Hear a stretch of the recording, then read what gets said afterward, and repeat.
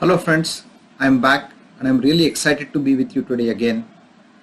I'm sure you have seen our earlier episodes on IoT and really enjoyed them and learned something new. Today, let's take this a bit further and go deep dive into IoT concepts. Remember, we talked about the brain of the IoT, which is the microcontroller, and we talked about the sensors. And we also know that this brain and the sensors are electrical devices. So, before we go further and understand them more better and probably start using them, let's go to the basics. Let's understand the concept of electricity and how it works and how it would be useful for us to be used in IoT further. Let's do that. When we talk about electricity, more often we talk about an electrical circuit and we talk about the components of the circuit. So this is an electric circuit. We will refer this. This is a simple circuit and it has components. The components here are a battery cell, which most of you have heard about. There are some connecting wires, and these wires are also called as conductors, and we will discuss them further. There is also a bulb, a light bulb, which is also called as an LED bulb, and there is a small component here which is called as a resistor, and we'll discuss that also later. So now we have these components connected together to each other, right? So once they are connected, they form a circuit. We have deliberately kept this one connection open. So this still is a circuit, but then we call this as an open circuit. An open electrical circuit is ready to do something, but as such cannot do much unless you complete the connections and don't leave anything incomplete. We will demonstrate that, what we mean really by that. Now let's try to complete the circuit. Let's connect this. And what happened? The LED bulb lighted, which means something useful happened. Why? Because the circuit was completed. Remember one more thing also. After the circuit is completed and something useful has to happen, there has to be some energy source within that circuit. Just connecting components and not having some energy source may not do much. We will discuss those further when we get to more complex circuits, but remember this. Now again, let's just remove this. What happened? Again, all the components are in place, even our energy source, and that is the battery, the cell, is in place, but since it is not connected together, nothing much is done. So this is electrical circuit. We will now go to the components next. Let's take the first component, the connecting wires. Now these wires are of different color because they have a rubber on them, but inside of that there is always a metal, and there are metal strands, something like this, and mostly they are copper. Now just remember, they are called as conductors. Metals and coppers and aluminum are conductors. Now what do you mean by a conductor? These metal wires are made up of very small particles, not visible to your eye, but you remember they are very small, and they are called as atoms. Within those atoms there are even smaller particles, and they are called as electrons. These electrons actually like to make fun, and they just move around here and there. They are loosely bound, so we don't see them moving, and they have a charge that is called as negative charge, minus charge. So there are electrons here, there are electrons here, they are everywhere, and they keep on moving, but they don't have a direction. They move as they want, they make fun, but they can't move in one direction disciplined like this. So if you have an electrons and they're moving around, there should be something else also, which is positive charge, just to balance the electrons. So there are other small particles inside also. They are plus, but these plus charges do not move anywhere. They are fixed. These plus charges are called protons. Now coming back to our electrons, if we have to do something useful in a circuit, we have to make these electrons move in a particular direction and complete the circuit. We saw something useful like lighting the bulb. Now, who would do that?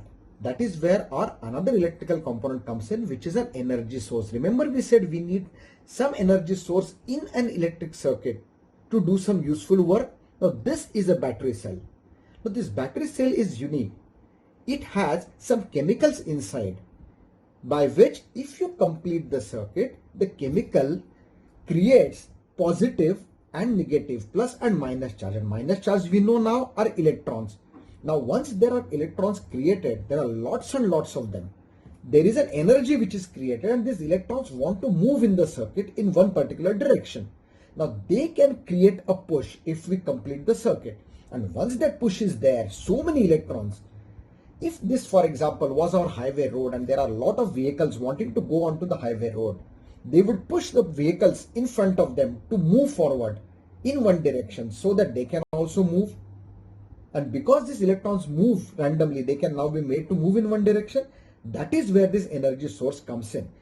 So let's do that. If we again connect this, what happens? The chemical reaction starts. The electrons, lot of them are created. They start pushing the electrons into these conducting wires. All the electrons move and they come back here and meet their positive charges. In between, something important happened. The electrons came and they saw, oh, there is not a continuous wire, but there is a bulb in here. But the bulb is connected. There is a small wire here which gives a connectivity for them to move forward. But while they move, the small wire in there heats up and then the bulb lights. That is the principle of the bulb working. And the electrons continue moving and come back to the energy source, doing some work and giving us the lighted bulb. Also, while we spoke about this completed circuit and the light bulb is lighted, we also have one component here which is called as resistor. Now this is a very important component, and let's imagine something. Suppose, come back to our analogy, that this is a highway and the electrons are our cars and they are moving along the highway. Now, how fast would they move?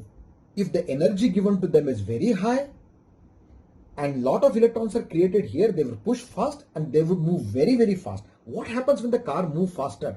There is a chance of an accident, and once the accident happens, everything stops, the highway stops. So if our electrons move very fast and we can't control them, they might make an accident, and an accident in an electrical circuit is our bulb might burn out, our wire might burn out, and the circuit might get opened and there is no use now. So now how do we control a traffic other than the traffic signal? How do we control a traffic on a highway or on a big road? We have speed breakers. Sometimes we call them rumblers. So this resistance is actually a speed breaker which forces the cars or the electrons in our case to go slow. So the more bigger the resistance is, the electrons will slow down. So we have two choices. Either we give less power or less energy to the electrons and push less number of electrons outside, and then we can have less number of speed breakers and still there will be no accident. But if the energy given to the electrons is very high, all our cars are powerful, or there are a lot of electrons, then we have to give a bigger speed breaker. A bigger speed breaker, which means a bigger resistance to control the flow of electrons. See what is interesting? Now we have three things.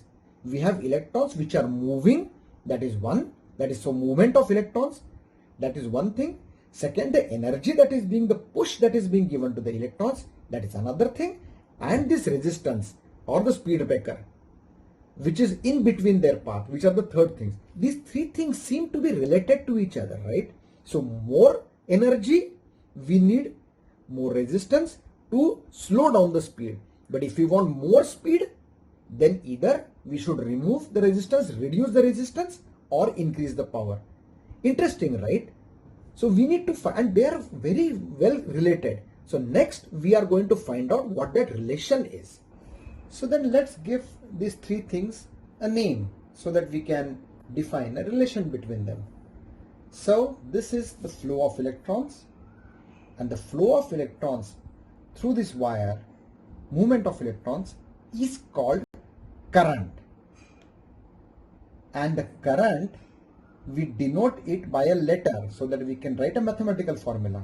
and we give it a letter I. A bit odd, but remember this I comes from the French language intensité du courant, and I, but we call it current but maintain it as I. Then we have this another thing which is an energy source, the push, and this push which pushes the electrons, we give it a name as voltage, and we denote it by a letter V. And then we have a third thing which is a resistance, our rumbler, speed breaker, which gives a resistance to the flow of electrons. We call it resistance. That's easy to remember. And we denote it by a letter R. So now we have a letter V, a letter I, and letter R. They are related to each other in some way, and we know that once one of them increases, the other could decrease, but there is a relation between the two. Now for that, we have to also measure them after we give them names and the letters, symbols. For example, in temperature, we measure the temperature in degrees Celsius so that we know the temperature outside or the temperature of our body.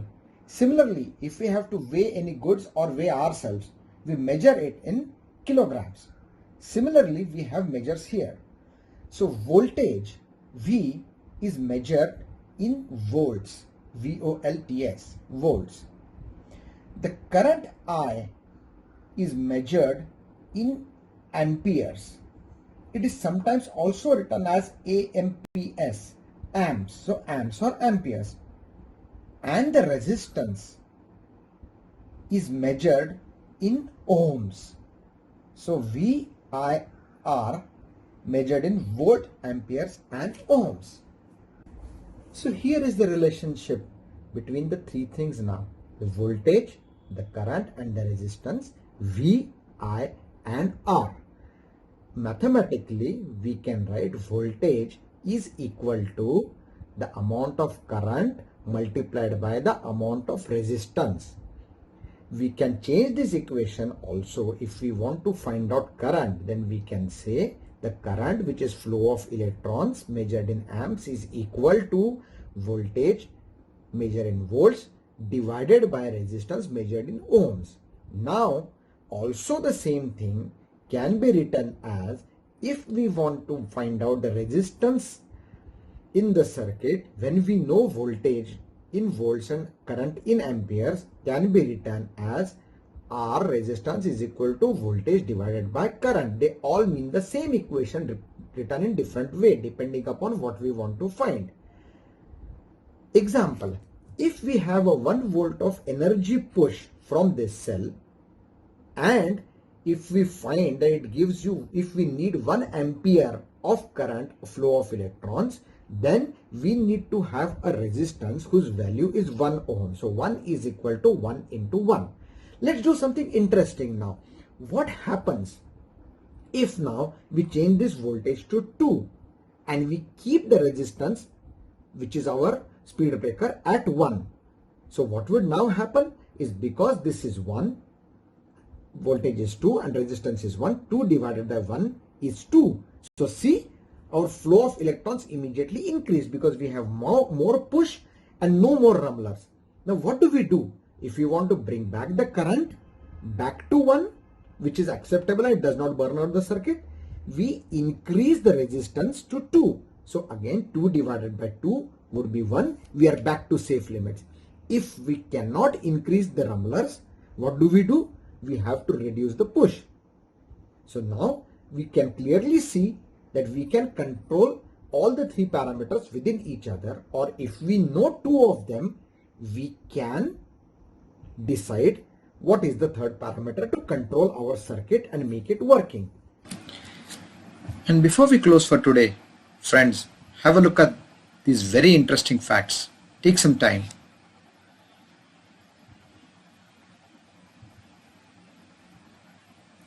Done? And finally, remember the Ohm's law.